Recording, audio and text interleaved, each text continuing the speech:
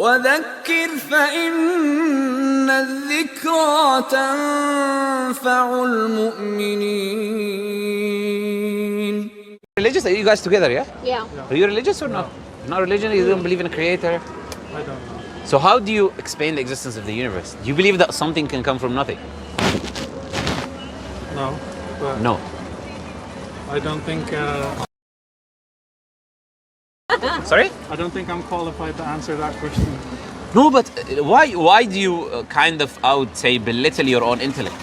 Why you don't think you have the capacity to answer a simple question? I think it's a simple I do question. think I have the capacity. I just don't have the knowledge yet to answer it. Do you know, let me put it this way, do you know of anything that comes from nothing?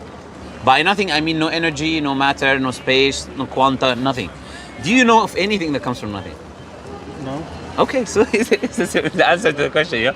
If we do not, do you know, look, nothing itself is not something, right? Nothing is the absence of something. Yeah. If you have 0 plus 0 plus 0 plus infinity of zeros, would you ever have something? But just because I don't know doesn't mean it doesn't exist. What doesn't exist? Anything.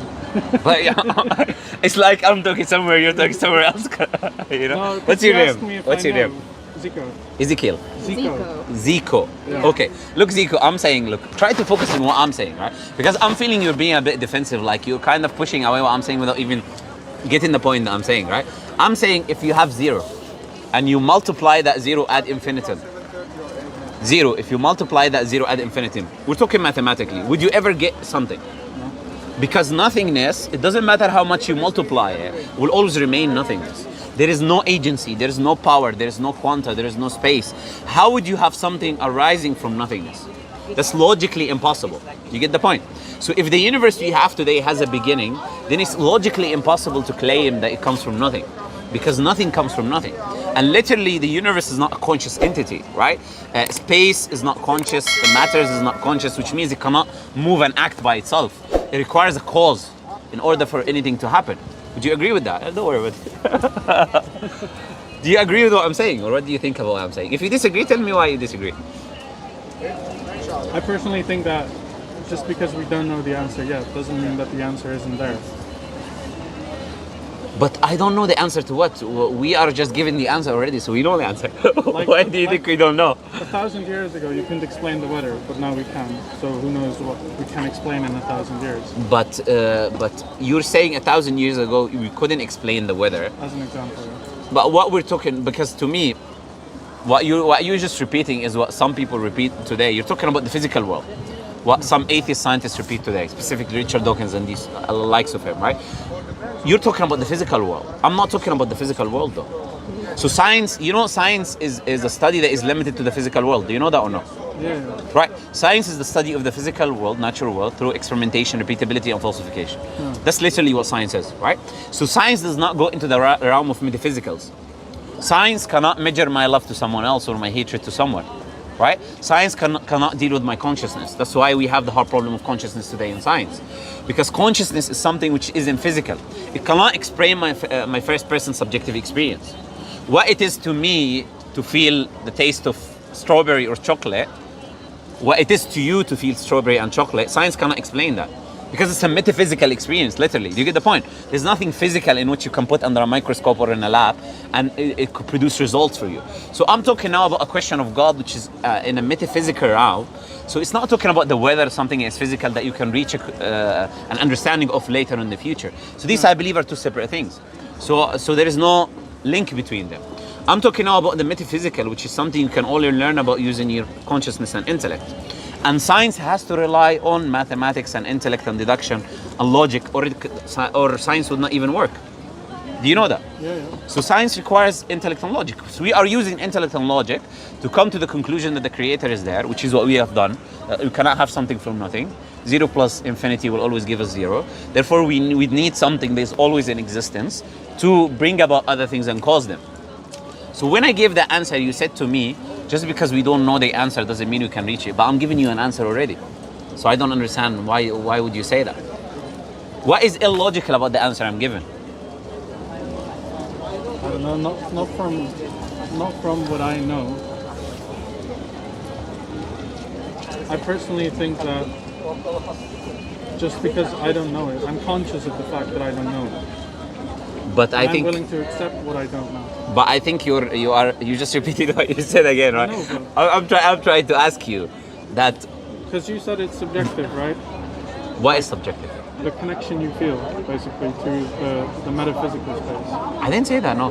That it's your experience unique to yours, and that what I experience is unique to mine. Oh no, I'm saying I'm talking about the capacity of science to explain first-person subjective experience. Yeah.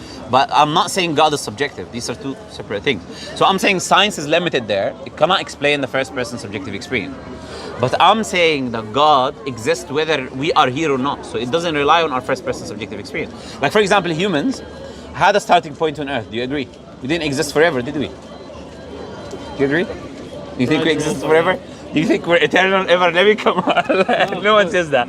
We don't exist forever, right? So before us there was a universe. So that is what we say God created. It's irrelevant if we exist or we don't exist. There is something that brought the universe into existence. It does not depend on our existence. So when I first talk about first-person subjective experience, is irrelated to the idea of God. I'm saying in the logic I gave you that you cannot have something from nothing. Therefore, the universe requires something external for it to bring it into existence. It cannot come from nothing. It requires something to bring it into existence. What is illogical about that idea? I don't know, for me it's based on the assumption that there was ever nothing. But we're saying there was never nothing. We're saying there is always something, which is Allah. Because if there was ever nothing, we're saying there will never be something. That's what I'm saying literally. I'm saying if nothing ever existed, there will never be something because nothing will come about. But I'm saying if there is something today, then there was never nothing, which means there was something eternal. You get the point? So I'm saying whatever brought the universe into existence is something which is eternal. So far we agree that there is something brought the universe into existence and it is eternal. So these are attributes of what we call creator or God. Yeah. So then we agree, yeah? Okay. I suppose, yeah. Okay, so no problem. So you're saying that the creator, which is something that is not like the creation, brought the universe into existence. We're saying in order for you need ability that we cannot even comprehend as humans to compress an entire universe into a singularity, and expand it afterwards. We say that you require an amount of wisdom that we cannot even comprehend to have these laws that govern the universe that we have, laws of physics, laws of gravity, electromagnetic waves, even these trees. They give you oxygen, they take your carbon dioxide. You do the exact opposite. This ozone sphere is 0.004 carbon dioxide. You get the point? And we have not designed these things. These laws are within the universe. These gravitational constants are within the universe. And we say whatever brought the universe into existence is what put these laws within there. So it has wisdom that we cannot even comprehend as humans, right? So we are saying that entity that created the universe that has these attributes, we use the name Allah for it. Why do we use the name Allah? Because Allah in the Arabic does not have feminine or plural. Like God, goddess, God, gods, right? Allah is genderless. It's a word that is not restricted by gender. You get the point? Yeah. And Allah is beyond anything we can conceive of. We don't have pictures and images for Allah. We believe Allah is completely unique, right? He doesn't have children. He doesn't have parents, grandparents, wives, grandfathers. Allah is not like that, right? And He's independent. He created the world and He's independent of what? We depend on Allah. Allah does not depend on anything or anyone, right? That's why we use that term, because it's unique. And we also believe in messengers. Jesus, Moses, Noah, Abraham, Adam. We believe these people came to tell you and me what is the purpose of this life, why we're here, what's going to happen to us when we die. Like for example, how do you determine what is right and what is wrong? Where do you get your morality from? Those are all personal values. Personal based values. On upbringing, where you live. Sure, excellent. So then you would say they are subjective, isn't it? For sure. So if you were born in a different country, you would believe different things about moral life, right? So we're saying if this is the case, then in essence you would be saying there is no morality. Yeah. Because the same thing can be right or wrong just depending on where you're born, right? But Muslims say, no, there is objective morality, and that objective morality is not dependent on where I'm born or where I'm not born, right? It is determined by that which made you. Like if I make this phone, or if I make a phone or a machine, I would know about it more than anything else or anyone else, right? So we are saying that the Creator created us, He would know more than anyone else what is good and what is bad for us. So then it becomes an objective moral framework, not based on my desires. I might want to do something, but that something might be bad for me, right? And I might not want to do something while it's good for me. But if it comes from the Creator, I know that what he tells me to do or not to do is objectively a moral right and wrong because he made me. He knows me more than I literally know myself. You get the point? So the Qur'an is that objective framework, moral framework that is coming from human beings. Because we believe this life is a test. And if you do good, you'll be rewarded. If you do bad, you'll be punished. But in order for me to do good, I first need to know what is good and what is bad. So God has to send you messengers in order for them to make clear to you that, okay, this is good, do it, and this is bad, avoid it. And if you do good, you'll get reward. If you do bad, you'll be punished, right? So then no one can have an excuse later on and say, oh, I didn't know. Why are you punishing me? I didn't know that this was wrong and this was right, right? So that's why the messengers come to tell us about the Creator, right? And the Qur'an is that message to human beings. So what do you think about this whole thing I'm saying? Does it make sense? Is it illogical? I personally can't relate to the Which idea part? of objective morality. You can't relate to idea of objective morality. So you don't believe that raping an innocent woman is bad. From my personal standpoint, yes. But maybe if you're born in a different country, it would be good. Maybe. So it's not really bad. Or like in a different age or whatever. So I'm saying it's not really bad. It's not really bad to have intercourse with your own mother, because it's just subjective From thing. my standpoint, it is. No, I'm saying it's not really in reality bad. You only believe it because you are told to do so in your society.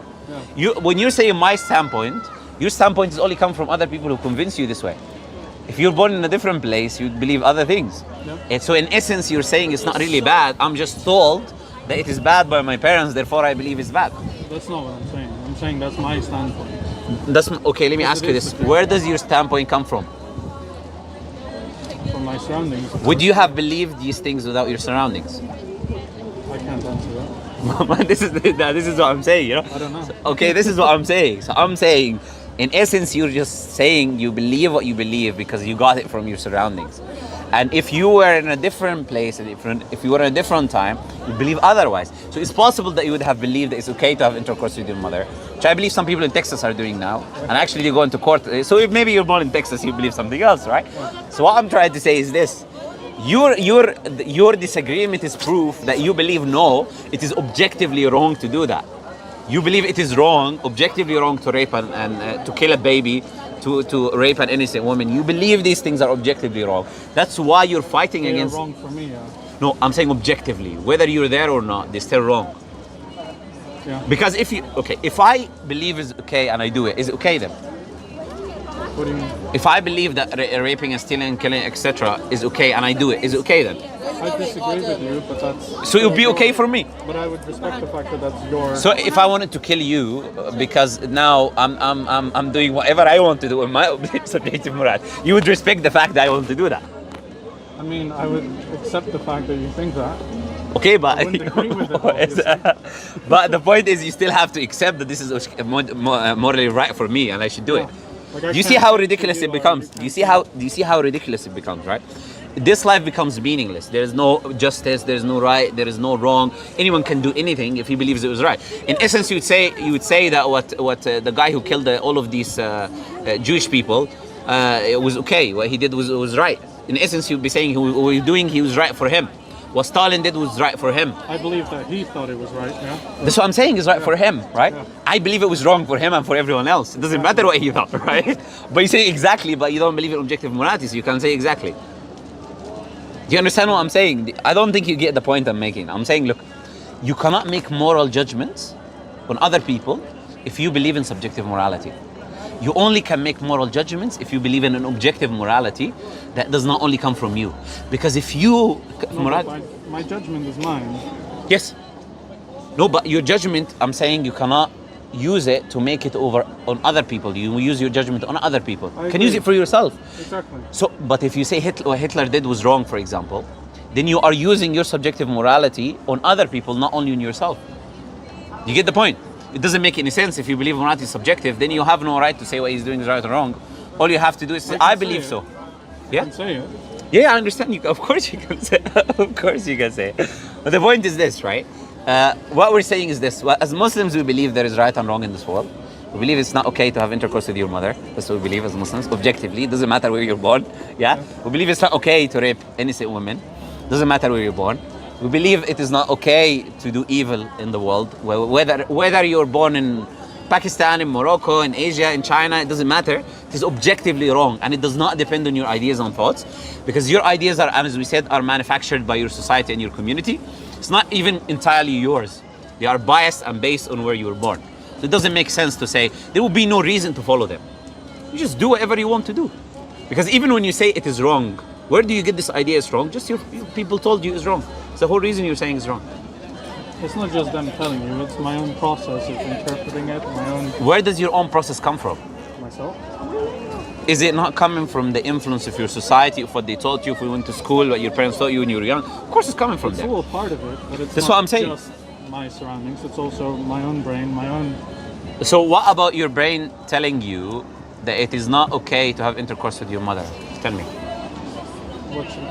Give me the logic. Why is it not okay to have intercourse with your own mother? Sorry, I'm giving crude examples, but I'm trying to deliver the idea, right? I'm saying now, which part of your brain that is not from your culture, that is telling you that it's not okay to have intercourse with your own mother?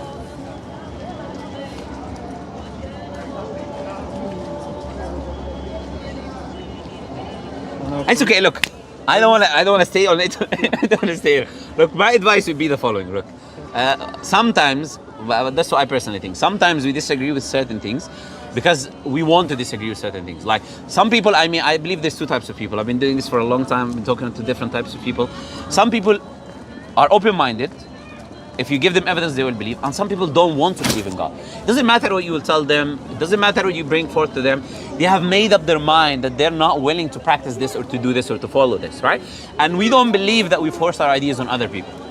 I would rationally have a discussion with you like I just did, right? And then I will leave the choice in your hands. If you want to read, obviously, I can't force you to read, you know? If you want to read, if you want to investigate, if you want to think about it when you're home, you're sitting with yourself, then that is your choice. If you do that, and it makes sense to you, then you can follow it. If it doesn't make sense to you, then it's between you and your creator, right? We say that this is the truth. We have evidences to show that is the truth. And we say that when you die, there is punishment, there's eternal punishment, and there's eternal reward. So there is accountability for what we do. So we believe we can escape God for now. We can play games for now. Not escape God in a way because God still has control. He's leaving you. You can escape the idea of following God for now. You can do whatever you want to do. But one day you are going to leave this life, and there will have to be accountability on the deeds that you do. And that is the message of Islam, you know, nothing less, nothing more. Did you take one back or you don't want? Not for me, no. Okay, no problem. Anyways, I'm glad you gave me the time. Appreciate you giving me the time to allow me to explain and talk to you, you know.